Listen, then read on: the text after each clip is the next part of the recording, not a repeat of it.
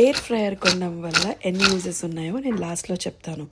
లండన్లో అయితే ఇప్పుడు మనకి సమ్మర్ అయితే స్టార్ట్ అయిపోయింది. సమ్మర్ వచ్చిందంటే చాలు ఇక్కడ అందరూ గార్డెన్ క్లీనింగే చేసుకుంటారు. ఎందుకంటే గార్డెన్ క్లీన్ చేసుకుంటే పిల్లలు సరదాగా కాసేపు బయట ఆడుకోవచ్చు అండ్ మనం కూడా సరదాగా టైం స్పెండ్ చేయొచ్చు అనమాట.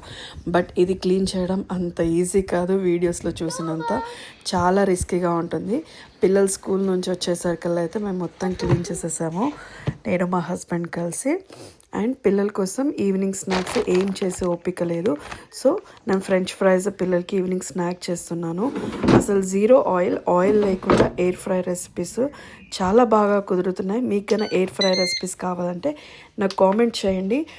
చికెన్ కానివ్వండి, ఫ్రెంచ్ ఫ్రైస్, నగెట్స్, పన్నీర్ ఏదైనా సరే జీరో ఆయిల్ చాలా టేస్టీగా కూడా ఉంటుంది. అసలు ఆయిల్లో డీప్ ఫ్రై చేస్తే ఎలా ఉంటుందో ఎయిర్ ఫ్రైయర్లో కూడా అలాగే ఉంటుంది టేస్ట్. లాస్ట్ వీకెండ్ మా ఇంటికి గెస్ట్ వస్తే నేను ఎయిర్ ఫ్రైయర్లో చికెన్ చేశాను. ఒకసారి వెళ్ళి చూడండి. Please do like, share and subscribe. Bye bye.